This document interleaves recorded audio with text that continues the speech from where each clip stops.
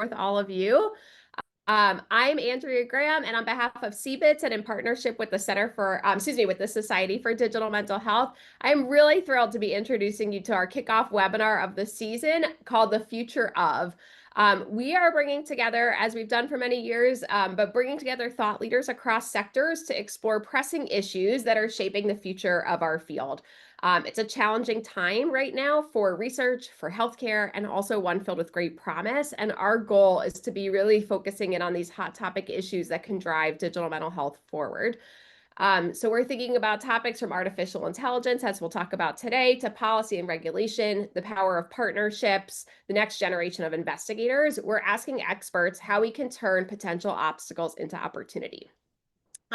We've shifted this year. Our webinar are now going to be held quarterly this year as part of this new Future of Digital Mental Health webinar series. And we hope you'll join us again on December 2nd for the Future of Industry and Digital Mental Health with Dr. Claire Purvis. And then we'll be announcing our future ones for March and May with information to follow. Please, over the course of this talk, use the Q&A button to ask questions of Nick. We'll go through them at the end. We'll make sure that there's time for questions to answer. And so with that, I'm going to turn it over to Nick. So we're now talking today about the future of AI with the amazing Dr. Nick Jacobson. We're so thrilled to have you here.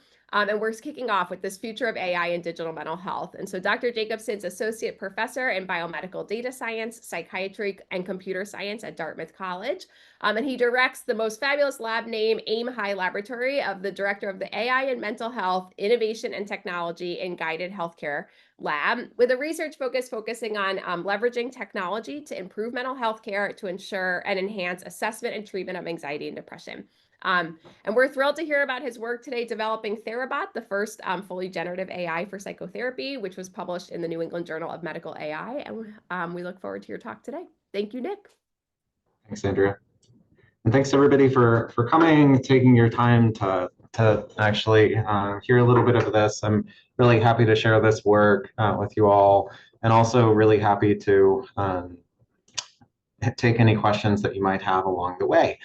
So if you do have questions, please feel free to pop them. I think there's a Q&A that if you can do that, I think it'll organize it a little bit easier if that is possible. Otherwise, really, I'll get going and dive into things. So we've been kind of talking about these things for and doing this kind of work for a long time, and I think it's really fun to be able to share kind of where we're at with things. This is really preaching to this choir in particular, but I do like to make sure everybody comes in with the same background. So mental health is exceedingly common, occurring with our common mental health disorders in about 1 in 3 persons in any given year. And they're the leading cause of global disease burden, leading cause of disability worldwide, associated with really significant all-cause mortality, and altogether just are not very much fun. That being said, we have a treatment model that also just isn't able to scale to that really high level. So about 3 in 5 people with a mental health disorder don't receive minimally adequate treatment. This is a really low bar. This is like a single session with a mental health provider of any kind in a given year that would meet that, and most people aren't getting that. And depend on how you measure this, there's about 1,300 to 1,800 patients with a mental health disorder at any given time per mental health provider of any time per year. And so if you think about this within the context of psychotherapy, where like a full weekly caseload is like about 26 patients in a given week, we're like way off from where we need to be to actually provide care to that and really scale it. So there are, I think inherently there's, our psychosocial interventions are resource intensive, and training psychotherapists can really take time and significant resources. So it's inherently difficult to think about this scale problem where the number of providers we have really to meet this population level need. It's hard to scale that. It would take a massive influx of something that would be a huge system change to actually provide the amount of care that we need. And there are a lot of technology-based solutions, so digital mental health interventions or digital therapeutics that try to get at these kinds of areas to really actually scale interventions. And I think many folks on the webinar here will be very familiar with one of the slides this slide's content, and that I think one of the things that's really challenging about this space is digital interventions are really hard to scale in ways that are sustainable. So a lot of folks that would install a digital intervention will be gone nearly immediately. And so this is from a meta-analysis, but this kind of pattern often comes over and over again in different contexts where it's really hard to retain people. And I think a lot of this thinking kind of backward is a problem that occurred based on really the evolution of digital intervention. So really taking something that used to be delivered in session, in person, and translating that into self-help material that were put up on the web. And like long form, making it scalable, absolutely great content, yes, but maybe a little bit hard to digest. And I guess one movement in the last 15 years to try to break these down, make them more engaging within the field of digital mental health is really to try to leverage chatbots. So really try to break this down, make it interactive so you could actually navigate conversations. The vast majority of chatbots that have been in this field would be in the form that I would call a structured chatbot or an authored chatbot. Essentially, this two different terms for the same thing. So essentially, the folks that would be developing something like this would go through and they would write out every single thing that the chatbot would say. So they would write out and script it, and then they would essentially pair the flow of the conversation with a bunch of if-then statements. If they're really sophisticated, they will have something called like intent matching, meaning they have some different systems to try to essentially recognize whether, and maybe potentially even natural language, whether somebody said yes or no, and then proceed down that path. But this, and actually most of what you'll see when folks are talking about AI chatbots are this form, at least in the past 15 years within mental health, where the AI is the intent part, meaning you said, sounds good. And that sounds good means that they said yes or something along those lines, but then they're directed towards some pre-scripted intervention content. I think you all will undoubtedly have encountered a chatbot like this in the form of a conversational agent when you are dialing into a kind of a helpline. So if you call any of the major customer service helplines, they all seem to love this form of thing over the past 15 years or so, where you're often met by an automated response, and then you're trying to through your voice navigate through a conversation like this. This is the same type of conversational chatbot that a lot of folks are working with. And I think one of the things that's really hard about designing these types of systems is that conversations really are hard to predict, like all of the all of the potential intents or wrapping that folks may have. Language is really fluid, and often you can't really anticipate all of the different areas it's going to go down up front. So if you don't anticipate all of the kind of routing that you could end up going to, it can lead to a lot of experiences that are not so great. And I think that's why a lot of folks are really not so happy with a lot of these conversational agents is you'll say something and then you're navigating through their in their headspace what they thought the conversation should be rather than what you think the conversation should be and where you should be able to go. And because of that, they're presented in this conversational media. So they really within the form of, for example, a chat-based interface or through voice. But these systems are really not very conversational in nature. So I do think we've done work, and there's been many groups that have done really excellent work in this space.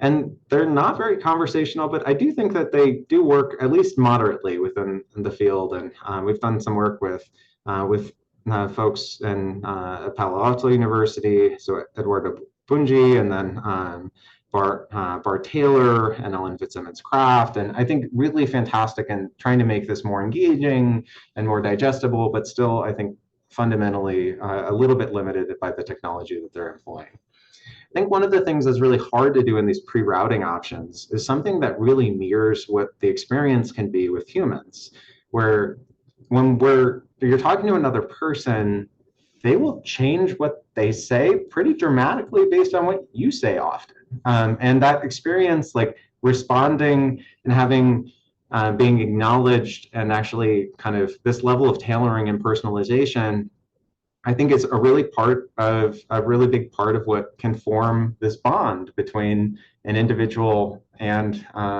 their care provider. And that bond is really important. So it's the bedrock on which all of psychotherapy really rests.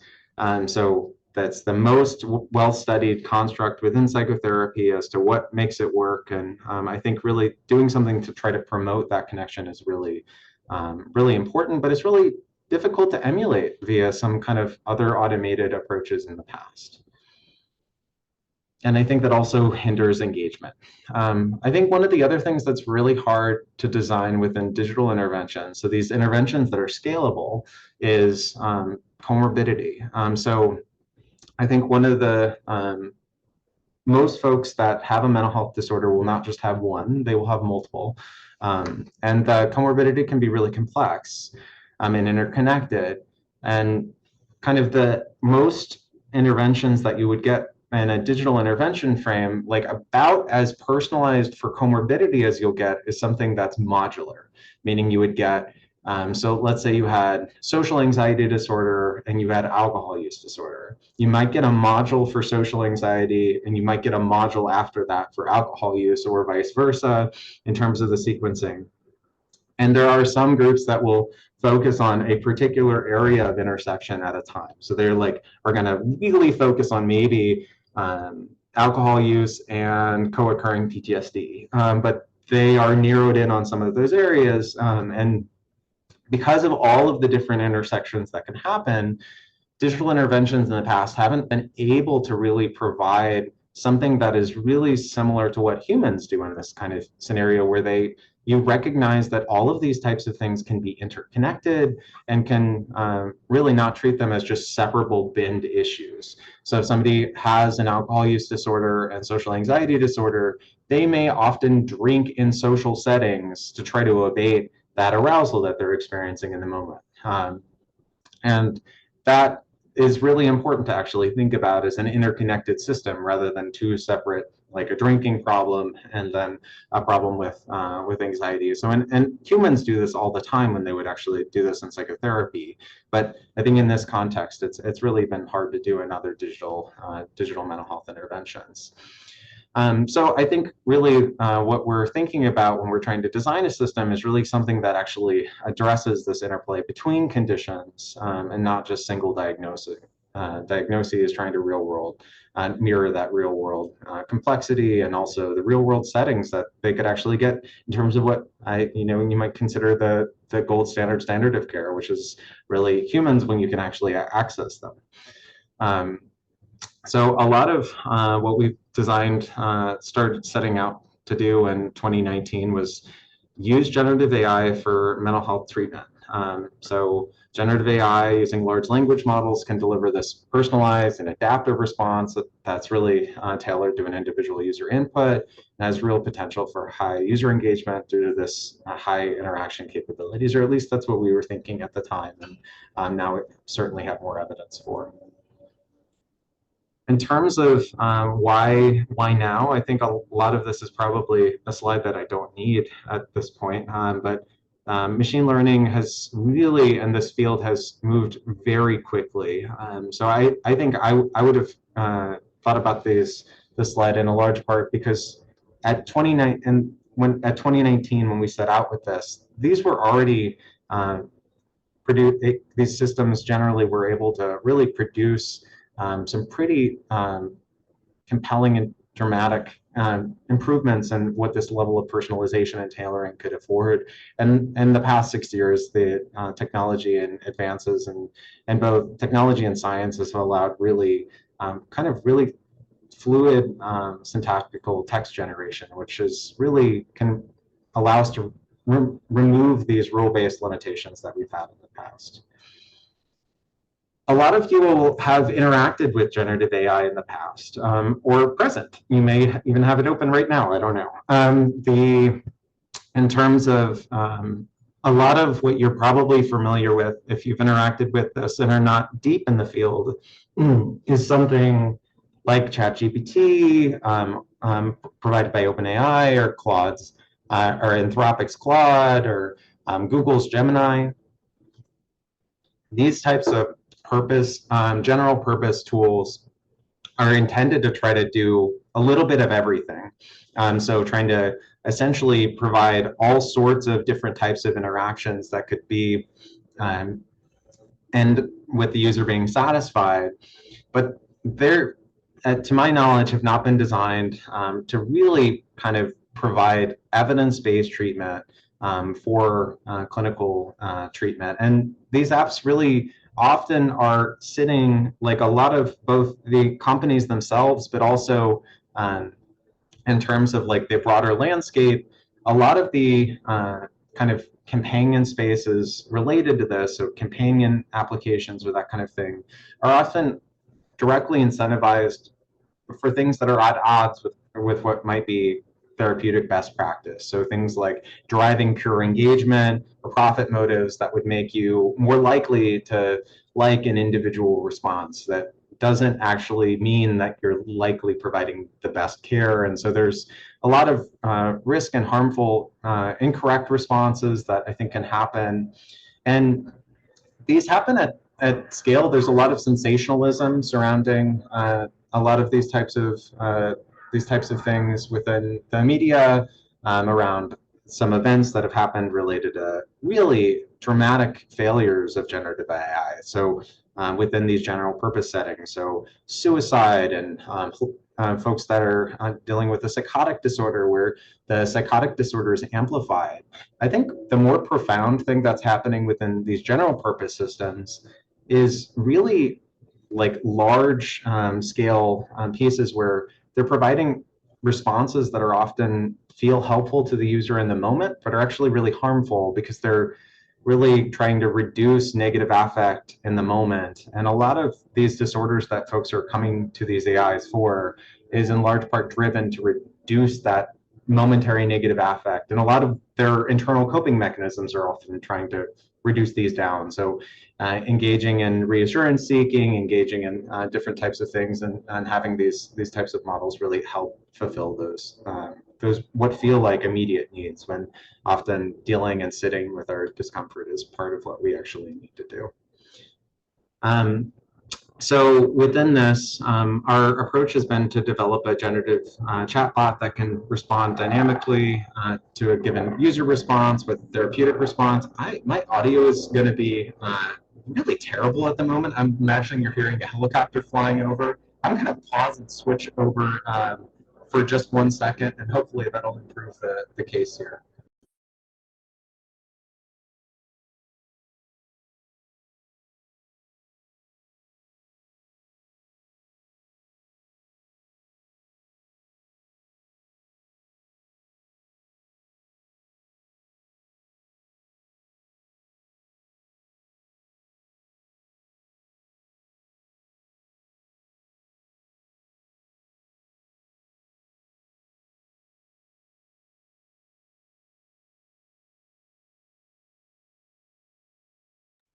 Sorry about that. So in terms of our general goal, a lot of what we've been trying to design is to develop a generative chatbot that can respond dynamically to a given user response with a therapeutic response.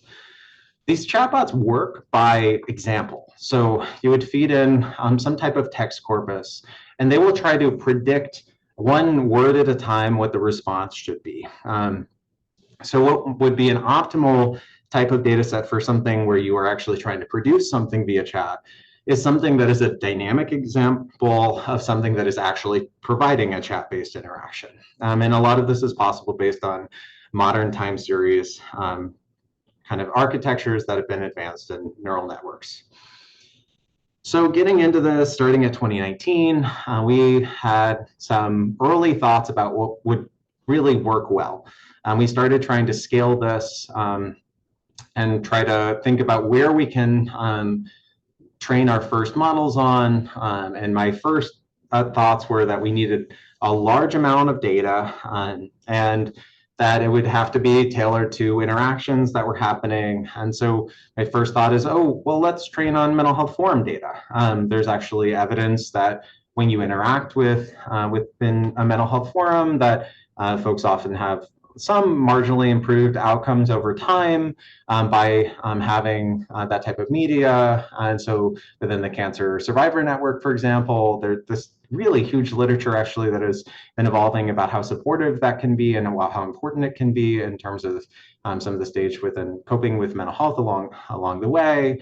And so really started to train our first models on these areas, thinking again, we just needed a lot of data, and it really didn't go well. So we, our first interaction with our first model, we tested it with depression. So I'm feeling depressed. Sometimes I feel like I don't want to get out of bed. And the quote unquote therapeutic response we would get is, life is such a struggle. Most days I don't know how I have the energy to go on. I end up wanting to cry alone in the corner. I just want my life to be over. Really not what we were going for, pretty big failure. So really thought, okay, well, we need to do something different. We need different data. Let's go to the experts. So the next approach we had was psychotherapy training video transcripts. So these are, not only are these transcripts of psychotherapists like delivering care, this is like what we would probably think of as like our gold standard of care. It's what psychotherapists are offering to others to train from. And so we had thousands of these videos and the transcripts of these videos that we trained on. And we started then training models on this corpus, and this also really didn't go well. So you'd say, I'm feeling the same thing we said to the first model. I'm feeling depressed. Sometimes I don't want to get out of bed. And the model would say, what do you think I should do? Go on. I don't know what else to say. I want some help. And then the model, usually within like 3 to 5 turns, would say something about their relationships or the problems stemming from the relationships with their parents, particularly their mother. Even when the mother had never been discussed. So clearly, these were really big failures. And, there was like part of me that really just wanted these scalable and easy approaches to kind of work. So one of the next things that we did after doing this, and frankly, this is, I think, where a lot of the folks that are trying to get into this are really thinking about like taking this data that was generated in very different settings and then applying it to here, but really didn't work well for us, was trying to like increase the quality of the data. So one of the things that we started designing next were some models that could try to predict what were actually good responses that would be embedded within these psychotherapy training video transcripts. So if we could generate enough responses in real time, maybe we can actually deliver what would be a good response. And there was some signal there. We were able to actually develop models that were able to predict these things to some degree, but they were very much not enough to actually really move the needle in a way that would actually matter. So I think at that point, we've gone through these series of things that essentially starting where I think all of the things that looked really easy to do this well. And then we realized, okay, well, kind of a few patterns along the way. We didn't have the right data. But one of the things that we noticed along training both the internet forum data and then on really these psychotherapy training videos is that the two models that we had trained couldn't have been more different. They were really adapting to the data that they were being trained on. I just had the wrong data. So these models were changing based on the setting, but we didn't have the right data. So we started building this data set ourselves, really based on discrete evidence-based treatment. So the data set we started working on was essentially based on CBT and third wave CBT. So ACT-DBT included, for example, really developed by experts, psychiatrists, psychologists, and members of the research team. They were both handwritten by members of the research team and then peer reviewed by other members of the research team. So we were noticing that like the the things that were easy were essentially big problems with data quality.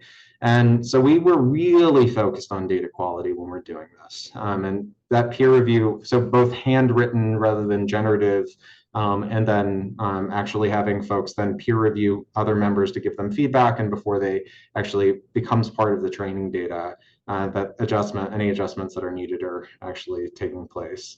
And this deliberate move away from potentially problematic public use data sources, I think really allowed us to make some really important advances.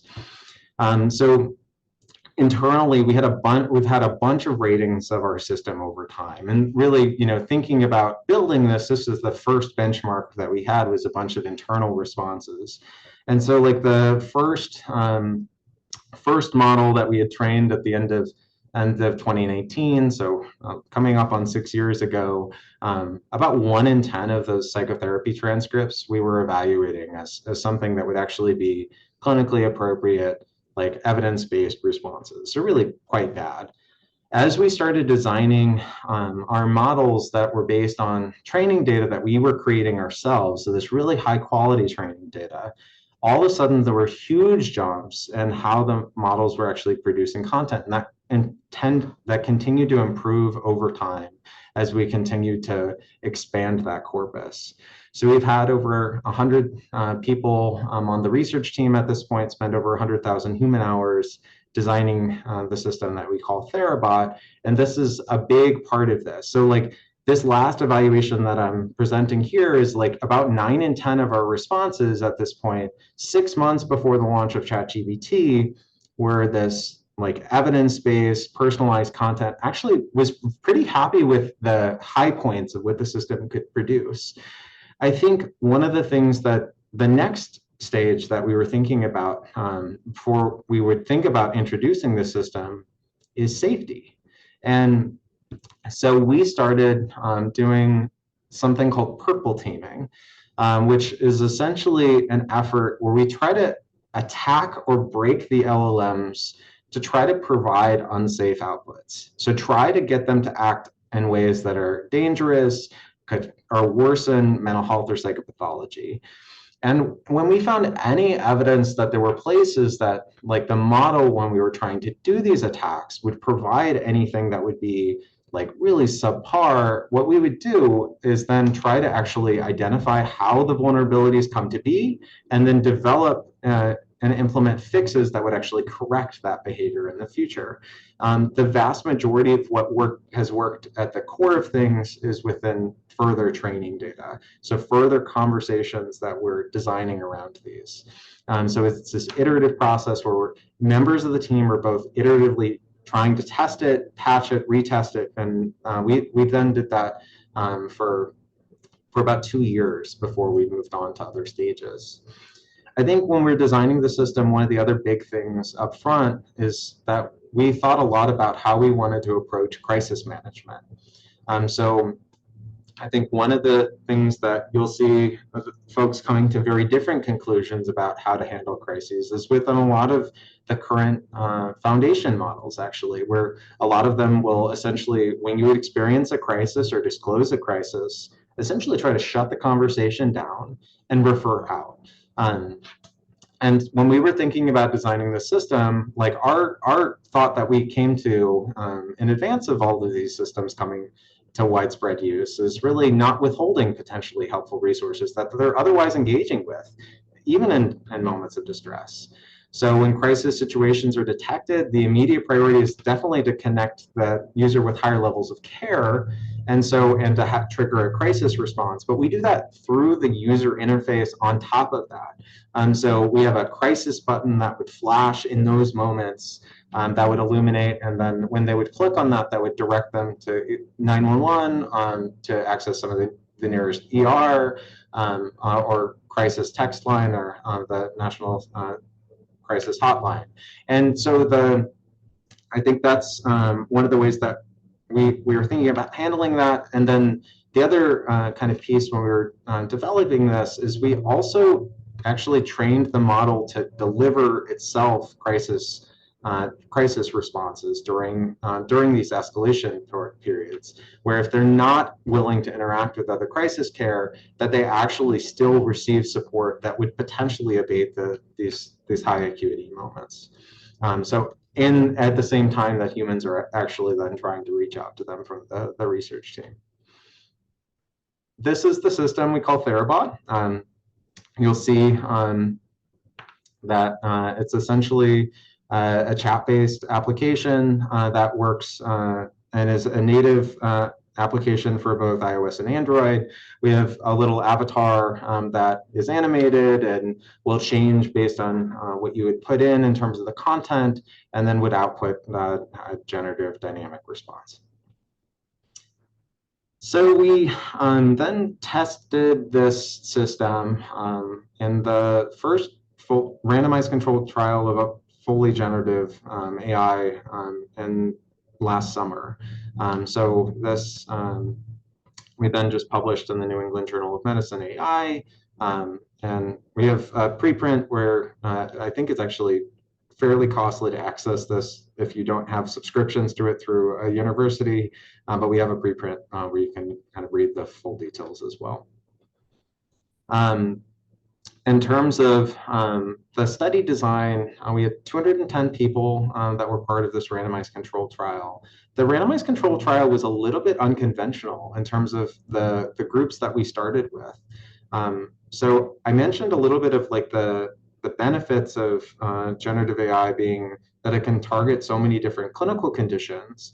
But one of the things that we started with when we were designing this, this intervention is actually something that would be across many different conditions at a time. So across depression, across generalized anxiety disorders, and those at high risk for feeding and eating disorders. And we did that in large part because these systems are really can target a range of comorbidities all at once. So we wanted to actually showcase kind of the system in a bunch of different clinical groups at once. And so we had folks that were randomized to either receive Therabot or a waitlist control condition. We were targeting primary symptom reduction, so the differential change in symptoms between those that got Therabot versus the control group. And secondarily, we were really interested in engagement, acceptability, and then therapeutic alliance, which I mentioned earlier, was this core component of how psychotherapy works. So we were recruited through meta ads nationally within the United States. Had a bunch of processes to try to make sure folks didn't get in and get into the system multiple times. So duplicate emails, phone numbers, IP addresses, and then we had custom two-factor authentication. Just trying to make sure that we're actually getting folks that are legitimate and US based, because that's really how we were targeting the system. And then manually reviewed any cases of uncertainty that anything that looked odd. In terms of comorbidity, like I mentioned, folks would be screened for these different things. They could have any type of comorbidity, any level of severity, as long as they didn't have a suicidal intent, or they had some inability that they demonstrated to consent. But otherwise, a lot of this was based on, in terms of the analyses, was based on the baseline group stratification. So whatever was highest of the groups, we then allocated in terms of when we were looking at the degree of change within the different clinical outcomes, we looked at whatever was highest essentially for them. So for folks within, this is our primary outcomes. This is the degree of change that happened in every one of our symptom areas. And this is the distribution of change that happened in both the treatment group and the control group. You'll see 6 different individual plots.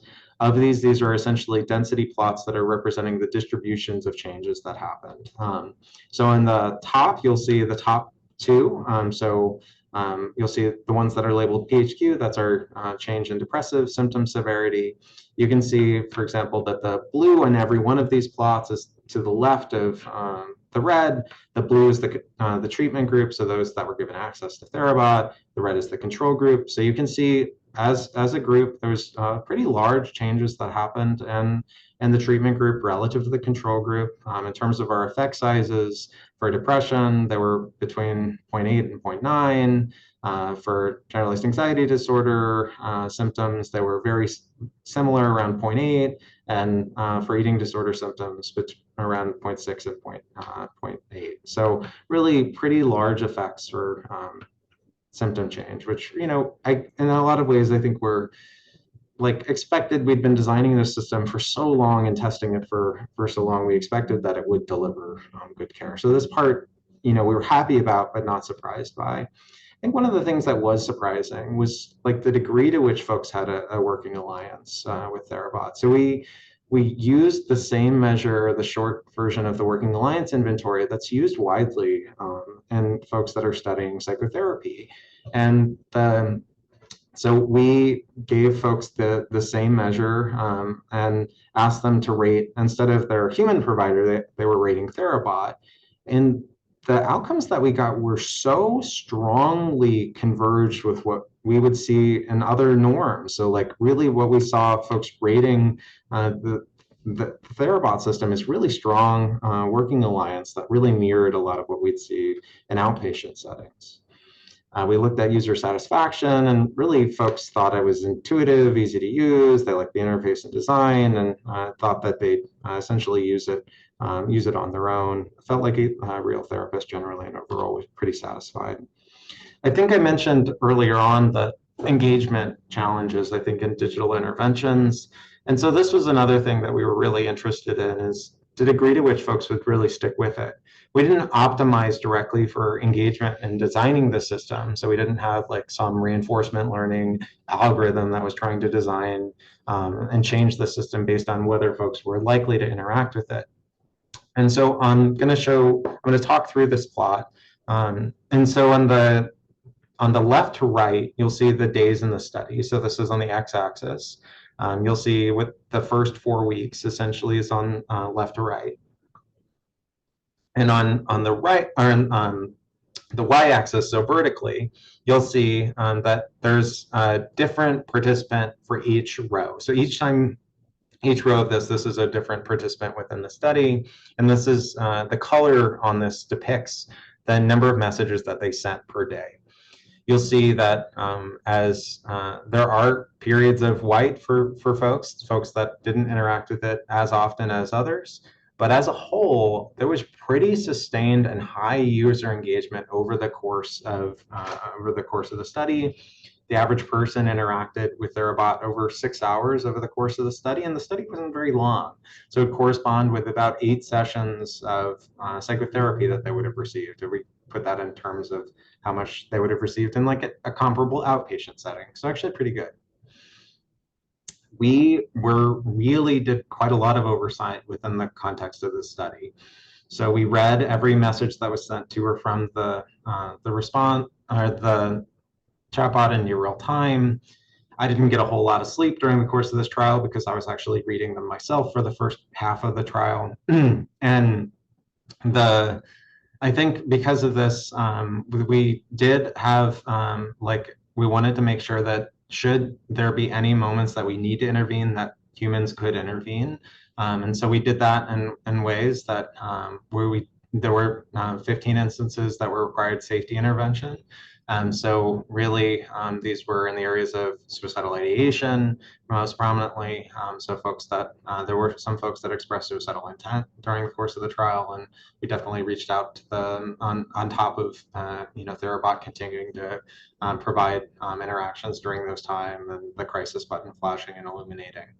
And there were 13 times that we needed to correct inappropriate responses. The salient category that emerged across the area that was really the only thing that was consistent was with Therabot providing medical advice. So in retrospect, this is like something when we were designing the system, it's like, oh, of course people would ask it more general domain knowledge. But when we were building the system, it really was intended for psychotherapy. It's framed to the user very much about psychotherapy. But because of this, we had not built the degrees of guardrails surrounding it providing other forms of medical advice and ways that Therabot then provided that advice, and ways that was actually on every time. Like, so users would, for example, there were several users that expressed that they were experiencing symptoms of a sexually transmitted disease, and Therabot then helped them try to assess it and actually then move on in that realm. And really, in a lot of ways, this is beyond its core area of competency, the areas that we trained it on. So we then really reached out to those folks, and then, for example, referred them to see a physician, because essentially Therabot's not competent in those areas. So I think just shifting out on like something that I think is really important is that we did find this really high average use, which really does contrast with this hockey stick drop off that I talked generally within most digital therapeutics. And really, on average, users interacted with Therabot across 24 individual unique days, which suggests that there's actually some really high degree of retention. So not just, oh, I'm going to use it right as it's starting, but something that involves a sustained pattern of use. And I think this may actually mean that there's something really important about the medium here that is really something that I think the field should really think about as something that might be really important to adopt and think about as a paradigm shift. I think it really does move beyond the scripted chatbots, like in terms of the areas that Therabot really had in terms of conversations. It really mirrored the types of domains that you would see within outpatient settings. So really going into a lot of different domains. We had folks that were going through a divorce during the course of this, and we're talking about trying to process that relationship and that relationship dynamic along these ways and how their symptoms were related to that relationship. So it wasn't just like focused on these clinical outcomes. In a lot of ways, it's contextualized in the same way that we might think about within the course of an actual real human psychotherapy, because it's not these canned generic kind of all one size fits all modules in a lot of ways. I think one of the things that I'm really interested in studying as one of the things that I imagine it definitely comes up is we designed the study to try to look at it versus nothing. So we designed it as a waitlist control design. We wanted to do this because it was really as a first stage in a field that essentially there was an absence of any real work in this area. So we wanted a first trial of its kind to be looking at what the total effect could be absent anything. But we're really interested in kind of other control conditions, both active sham controls, but also comparing this to human providers. I think one of the things that's really interesting about this as we think about designing these systems is generative AI-based interventions, I think, have an increased potency for both potential upside and for potential risk. But human-delivered psychotherapy actually has some of the same inherent problems that I think is just unmeasured most broadly in ways that happen in outpatient settings, at least. And I think their potential for AI for these models in particular can scale very rapidly and in ways that are generally outside of Illinois, though I guess in Northwestern, maybe you all are protected from all of this, but in theory, at least based on HB 1806, where it's essentially any use of therapeutic AI, generative AI for emotional or mental health support has been banned. Generally, I think this has broadly been a fairly unregulated space. And so I think there just really does need to be rigorous development, testing, and transparency with ongoing monitoring. I think one of the things that I've gotten a lot of questions about related to the study is what the optimal dose of this is in terms of how much engagement is enough. And there's a lot of questions that often come up around, well, do you see the levels of dependency that you might see within other settings where folks are using this as really over relying on this? We really didn't see that within the context of something that would be like a face valid indication of something that would be problematic responses. Really folks used it in ways that I think were broadly how we were intending. aside from what I was talking about with the medical advice. So in terms of, but dose response in terms of how long and how much is optimal, and should we continue to offer this this type of treatment for a long period of time, I don't really know. I think we're going to need a lot more study on, frankly, to understand. And I think when we scope out, I think the other things that I really want to focus on is that data quality is really probably the single strongest driver of how the system behaved. And everything that we wanted to do, and I think that the field wants to do generally that are moving into this ways, are really what is easy. And for us, that consistently, every time we tried to make shortcuts and trying to do what was easy, it provided really weak output. And so the things that were painful and hard to do as a research team were the things that ultimately led to the greatest level of success here. So I think we also just generally demonstrated this as a system that can actually is capable of serving as a standalone intervention. We had folks that engaged in this trial that had treatment-resistant depression as it's measured, and so folks that had gone through and had several doses of failures of interventions that had happened prior to this, and many that were on the high severity end as well. So, and a lot of those folks just did seem to benefit from this as well. So I think we're really excited about this as a potential promising tool for mental health treatment. And it has really importance related to if you have that with strong data quality and user engagement being really pivotal for success. I want to thank my collaborators for all the type of work that I've been able to do with them, and really thank my lab for all that has made this possible. But really from there, happy to shift over into questions.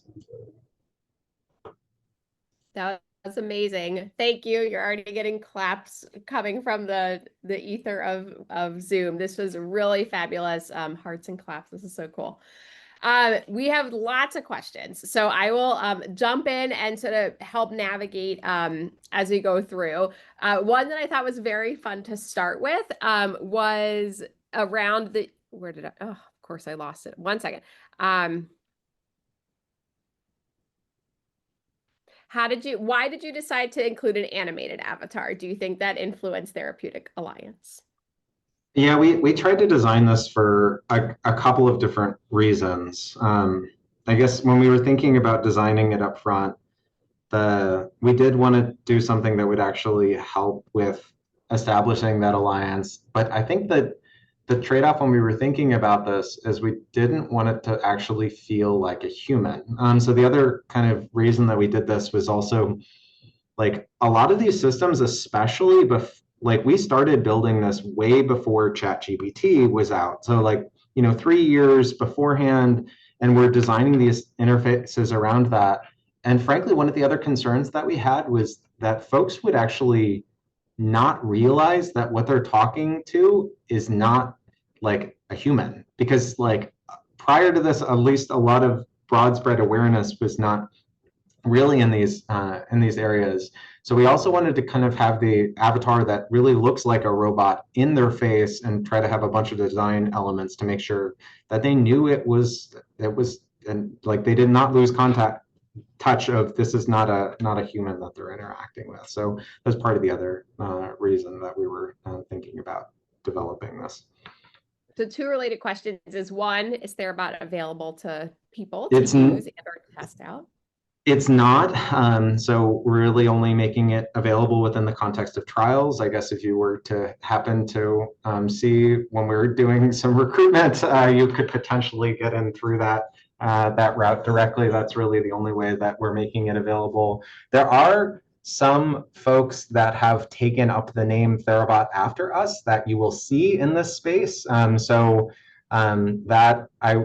is not us.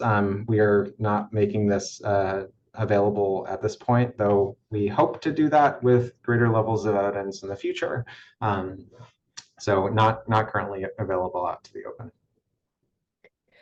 So relatedly, and I just loved your point about the perseverance from a research team perspective, and really where the hard work came in is what led to really the outstanding results. And someone commented that the engagement analysis seems remarkable. Can you say more about what you think drove it? Was it like, how they were using it? What else do you think could contribute to their success? And then even they closed. Did you have faith it would be helpful over time? Like sort of some of those components. Yeah, really, I had no concerns about it being like something that I thought was going to provide strong evidence-based responses on the side. We've been developing that side of things and testing it so much internally that that part wasn't surprising. The engagement part, the level of it, I was definitely something that I was hoping that it would pan out this way, but I really didn't know up front. And so that side I think was promising. I do think a lot of it, reflecting back on how the interventions actually took place, is really because it was so unique to them and they were able to access it in ways that like were in moments of high severity that were tailored to those moments, I think are really important. So some folks would interact with it when they're experiencing insomnia in the middle of the night and unable to sleep and really distressed about it. And so like trying to actually work in moments that are really deeply contextualized to them, I think are part of the ways that I suspect drove engagement, though really we need more studies to really draw this out, frankly. So to that end, and by the way, the number of questions is flying. This is amazing. So I'm doing my best to navigate through. Hopefully you'll be willing to, if people wanted to contact you thereafter from here. But, can you speak a little bit about what's next in the field and how all of this is exploding? And you just mentioned more trials. Like you talked about optimization and sort of how the larger landscape needs to evolve. Yeah, I think one of the things that's really challenging about this space in particular is that the majority of folk that are providing this are these foundation model providers. Um, and they are aware that they're being used for mental health, for folks trying to use it for mental health treatment, but they're not making claims surrounding it. So the regulation of this space, at least federally, is in this area that they're broadly kind of in a space that, from my mind, they seem really in a gap where legislation is not taking place. And I think statewide legislatures are trying to pick up the helm here because they see that the risks are really important in these spaces. I think like the space really the statewide regulation I think has been really sad actually to see how folks are trying to implement something that is going to address a need, but I think they're often doing it in ways that are really going to just say none of this at all. And I guess that's not the generalization that I think is a reasonable enough approach. I think really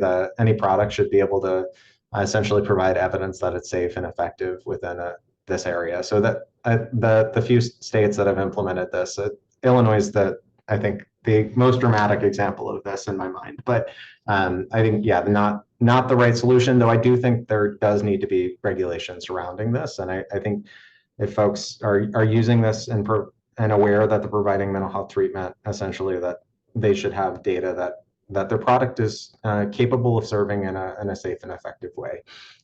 So that's, I guess, my views on the matter. To that wonderful point about safety, when someone asked, when you realize there's a mistake, how did you intervene?